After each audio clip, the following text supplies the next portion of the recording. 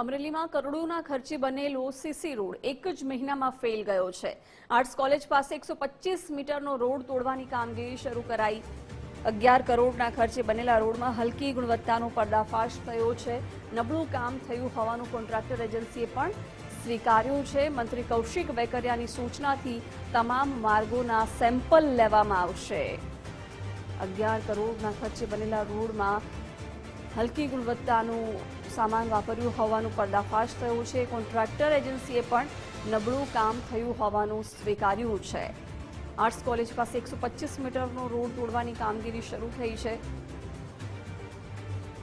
કરોડોના ખર્ચે બનેલો સીસી રોડ એક જ મહિનામાં ફેલ ગયો છે। વિગતો મેળવીશું સંવાદદાતા જૈનિક સોજિત્રા પાસેથી। જૈનિક, કરોડોના ખર્ચે બનેલો સીસી રોડ એક મહિનામાં જ ફેલ થયો છે અને હવે તેને તોડવાની કામગીરી થઈ રહી છે, શું વિગતો?